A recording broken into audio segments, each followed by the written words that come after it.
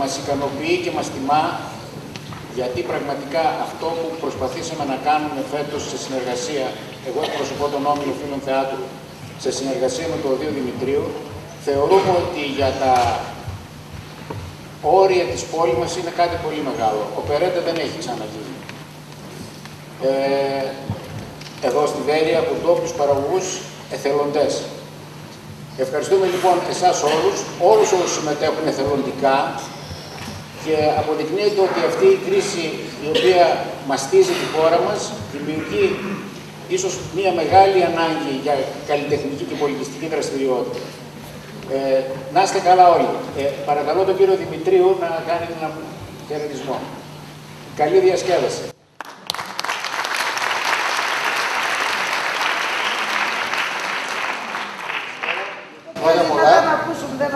Σήμερα είμαστε στην ευχάριστη θέση να σας παρουσιάσουμε μια οπερέτα.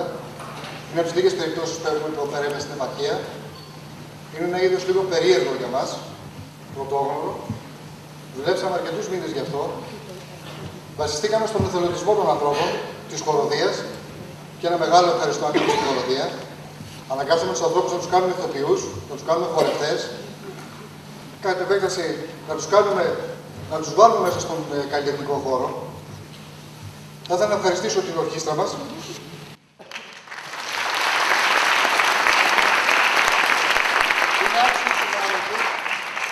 Έχουμε μια αλλαγή μόνο, γιατί όταν ξεκινήσαμε είχαμε κάποια βιολιά, τα οποία λόγω κάποιων προβλημάτων οικογενειακών και υγείας έπρεπε να λείψουν. Όπως και ένας κιθαρίστας μας, έχουμε ένα νέο μέλος, τον Χρήστο τον Τζιτσιβί, τον Κυρί.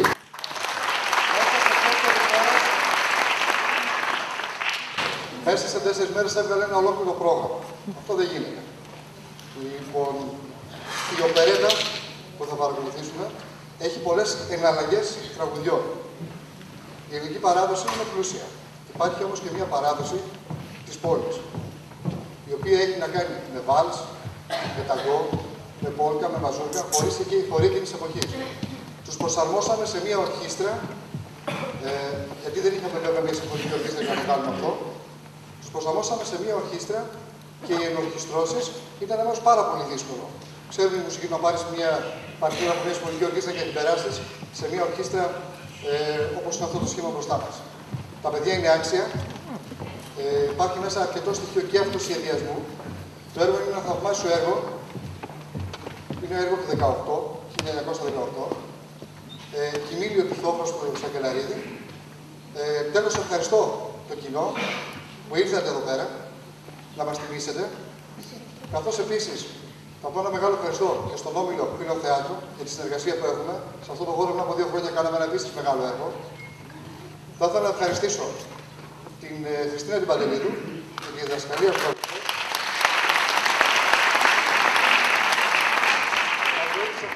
Και ξέρετε ότι το λυρικό τραγούδι είναι το πιο δύσκολο τραγούδι της όπερας.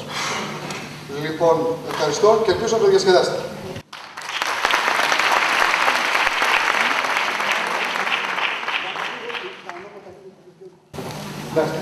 Είναι ο Χρήστος, ο Γιάννης ο Παλιάκας.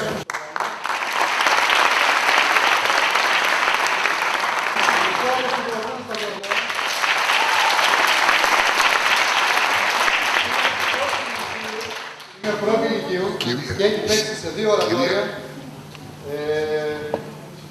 σε ένα αφιέρωμα κατσιδάκι και σε οπερέτα. Είναι ο Χρήστος με τον βιολί.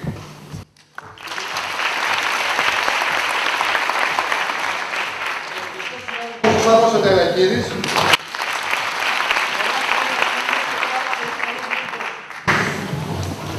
Ο κύριος είναι ο πατέρας.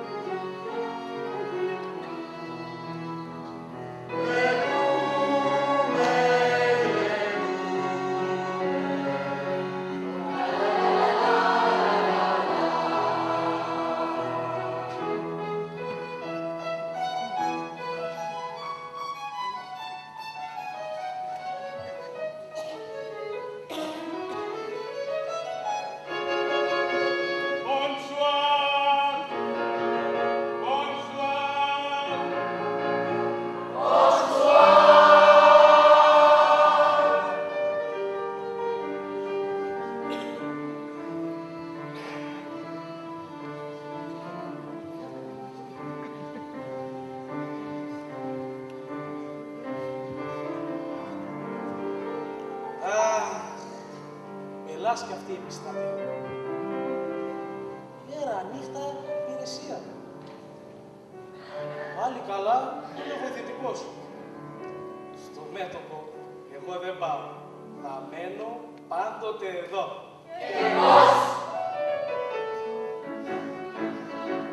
Το μέτωπο εγώ δεν θέλω να το δω.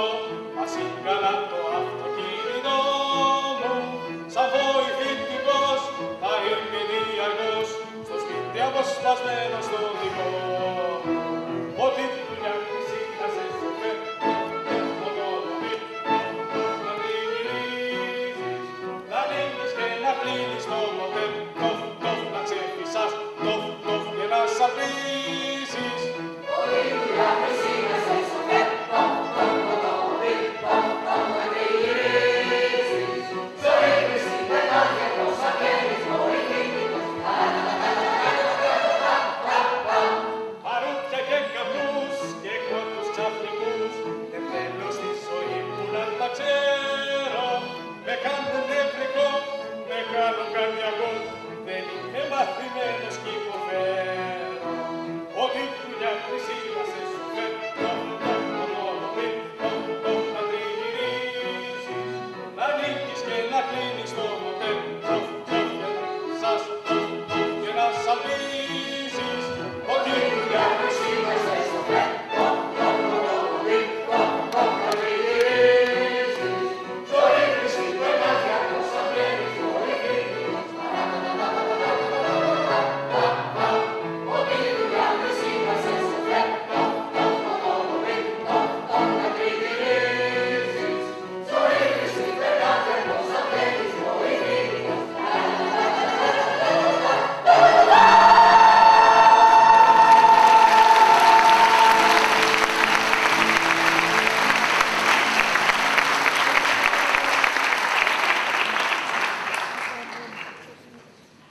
Όπως βλέπετε, κύριε Ζαχαρούλη, και πάλι με όλη την επιστράτευση δεν σας ξεχάσαμε.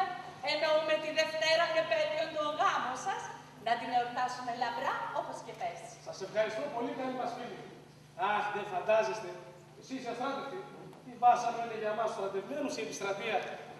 Να τα λέτε αυτά εσείς, κύριε Ζαχαρούλη, που είστε στο τάγμα των αυτοκινήτων. Ακριβώς, κυρία μου. Δεν ξέρετε τι φρικώδες είναι αυτό το επάγγελμα. Δεν είναι δουλειά, κάνω όλη μέρα. Μερικές φορές και όλη νύχτα. Να κουβαλάω νεότερους ξωματικούς που θέλουν διαρκώς να τρέχουν 80 χιλιόμετρα την ώρα. Τον καημένο τον κύριε Ζαχαρούλη. Μην με βλέπετε και καρδιακός.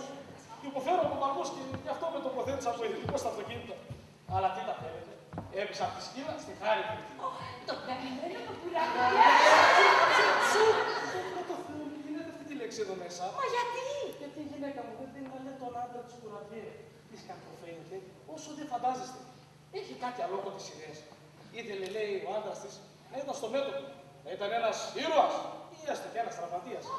Όχι δα. Μάλιστα να ξέρατε πως τις γκρίνιες τραβώ και αυτές τις τραβοειδέες της. Φανταστείτε τώρα εμένα στο μέτωπο, ήρωα και τραυματία. Εδώ να πω μονάχα. Είναι κι άλλο. Αχ, είναι βέβαια. Η γυναίκα μου κάποτε, όταν ήταν κοριτσάκι, την βάλανε οι γονείς της να βαφτίσει το γιο μιας μαγείρισσας που είχαν σε μια εξωτική έπαυλη στη Βαρδιά. Πάνε από τότε 25, τόσα χρόνια. Η μητέρα του παιδιού, η μαγείρισσα, πέθανε και από ό,τι μας είπαν το παιδί έπιασε δουλειά σαν μάγειρας σε ένα εξοχικό μπακάλικο. Εννοείται ότι χάσατε, δεν ξέραμε καν αν να πέθανε. Ώσπου πριν κάνα δίμηνο, λαμβάνουμε ένα γράμμα του από πού λέτε. Από την Αμερική? Από το μέτωπο, κυρία μου. Μωρή, τι λες. Μάλιστα η γυναίκα μου το απάντησε. Και έκτοτε κάθε εβδομάδα λαμβάνουμε και ένα γράμμα από αυτό το περίφημο, το βαπτιστικό. Γεμάτο περιγραφάς. Γεμάτο ενθουσιασμού των διαφόρων μαχών που λαμβάνει μέρος. Και ύστερα όλα αυτά, ξεσπάνε σε μένα. Τους λέει, είναι ένας ήρωας. Μα εγώ. Και πώς το λένε το βαπτιστικό? Μάρκο Κορτάση.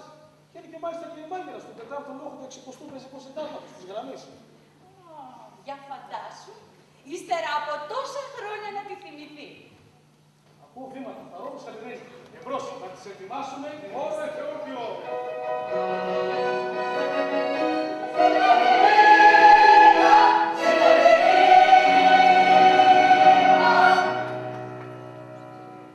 Καλώς μας θυμηθεί.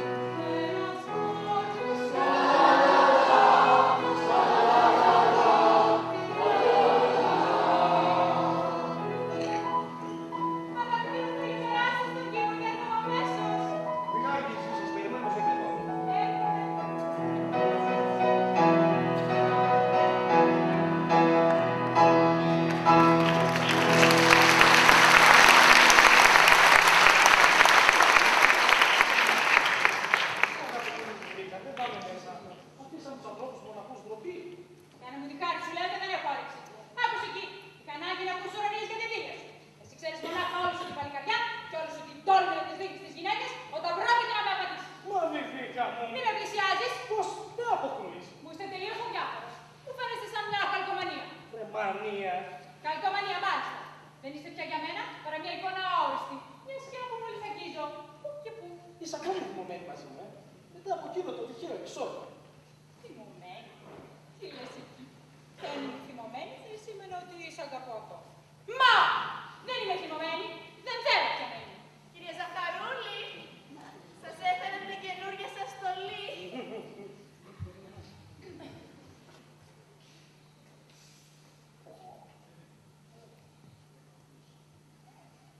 Μάλιστα, κύριε.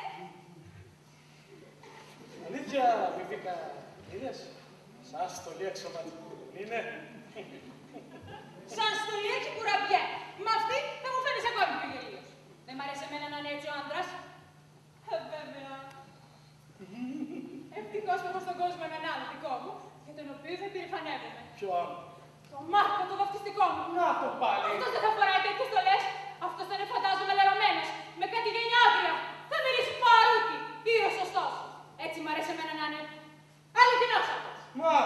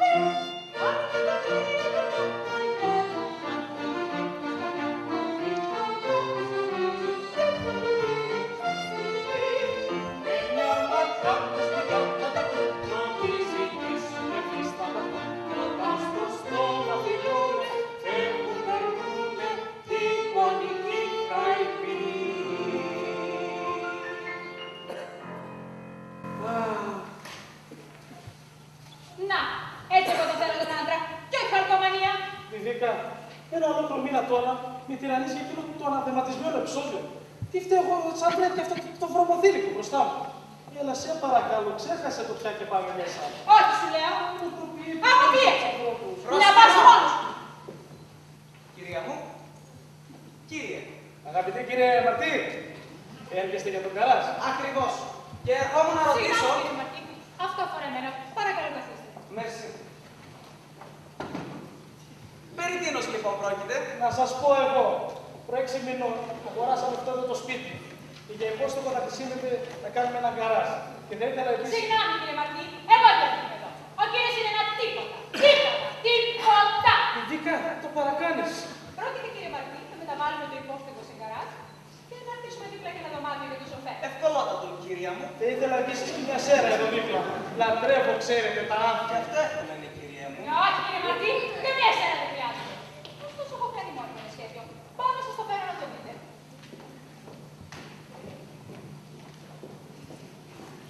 Συγγνώμη, κύριε. Ποιον πρέπει να ακούσω, την κυρία ή σας? Ήλιο! Την κυρία. Είστε παντρεμένος, κύριε Μαρτί. Μάλιστα, κύριε, 3 χρόνια τώρα. Ωραία. Απατά την γυναίκα σας. Α, όχι, όχι. Καλά τώρα. Όταν θα την απαντήσετε, γιατί θα την απαντήσετε κάποτε, φροντίστε να μην σας τσακώσει. Ομολογώ πως εκπλήσωμαι λιγάκι. Σας παρακαλώ, κύριε Μαρτί. Έχω ανάγκη να εκπληστερηθώ σε κάποιον να ξετυμάνω. Σας παρακαλώ, καθίστε και ακούστε. Θα το περάσω στο λογαριασμό. Α,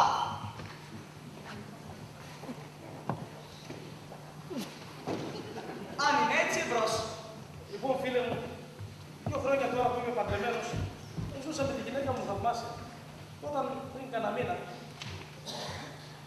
πριν κάνα μήνα, εκεί που οδηγούσα το αυτοκίνητό μου στο λεωφόρο, μια γυναίκα Μια κότα του διαβόλου. Έτσι, πέφτει μπροστά στην άμαξά μου. Ω, διάβολο. Με τη κεκτημένη ταχύτητα που είχα, την ανατρέπω, τη μολοπίζω, τη βάζω στο αυτοκίνητο και την πάω σπίτι της. Εκεί ανακαλύπτω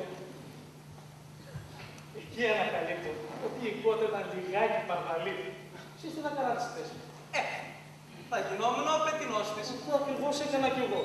Αλλά ύστερα το τέρα. Σύντοση και συνέχεια. Άρχισε να βγάζει τακτικά. Η γυναίκα μου το ανακάλυψε. Και το δείτε ραγό ένα ολόκληρο μήνα τώρα. Ένας θεός μου σήμερα. Επειδή είστε πελάτης μου και θα πάρω και το κατηχτήρισμό, σας λυπούμε. Ευχαριστώ, μην πειράζει. Μα καλά, δεν προσπαθήσατε να δικαιολογηθείτε. Δεν δικαιολογήθηκα. Και ταπεινώθηκα. Κέντρεψα να με συγχωρέσει. Μα το κάκο είναι ανέντοτος. Ελάτε, τι είναι σημαντικά. Εσείς είστε αρχιτέκτον, καταστρώστε με ένα μικροσχέδιο. Διάβολε, εγώ ήρθα για τον καράζ. Σας λυπούμε κυριέ μου, αλλά τι να σας πω.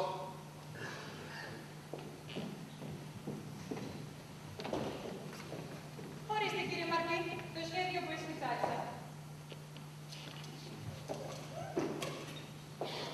Ορίστε κύριε Μαρκή, το σχέδιο που εσφιξάρισα.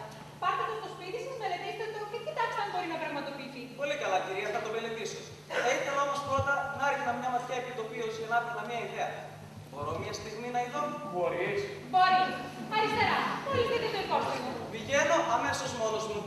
Για βέλια, καλά πας. Από εδώ κύριε μου. Από εδώ κύριε. Α, από εδώ θα πήγαινα και εγώ κυρία Ξέρω, μου. Και όπως είπαμε κύριε Μαρτί, δεν θα δώσετε καμία προσοχή σε ό,τι λέει ο σύζυγός μου. Αυτός δεν έχει καμία θέση. Καμία επιθυμία να εκφράσει. Εγώ διατάζω. Πολύ καλά κυρία μου. Au revoir. Ειδικά, θα με κάνεις να κάνω κανένα μεγάλο κακό σήμερα. Σιωπή κύριε. Σας επαναλαμβάνω ότι δεν είναι δικό. Σε βεβαιώ, Βιβίκα, ήταν τόσο τυχαίο. Δεν έφταιγα εγώ σε κάτι τέτοιο. Μα είναι αλήθεια, δεν μπορούσα να κάνω αλλιώς. Είναι πολύ τυχαίο αυτό το πράγμα. Πίστεψε με, ξέχασε. Να βάζω. Συγγνώμη, εγώ είμαι. Εγώ. Εγώ είμαι εγώ. Μάρκος Κορτάσης, στρατιώτης και μάγειρας του 4ου λόγου του 60ου Συντάγματος. Έρχομαι από το μέτωπο. Εσείς βαφτιστικέ μου. Ολόκληρος. Άρα και εσείς θα είστε η νονά μου. Μα βέβαια μου το λέει η καρδιά μου. Ακριβώς. Και αυτό σου είναι.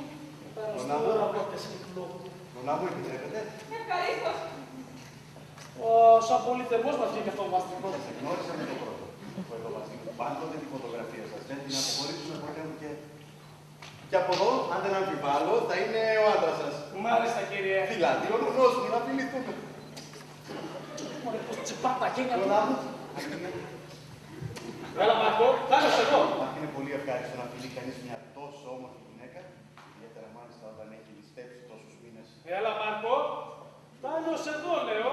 Μα εγώ δεν θα σταματήσω. Άφησε το ρεκτικά γιατί φαΐ δεν έχει. Πρέπει να φωνάσω και τους φίλους μας. Να έρθουν να το δουν, να το θαυμάσουν. Ελάτε έξω γρήγορα. Ήρθε βαφτιστικός με τον μέτωπο.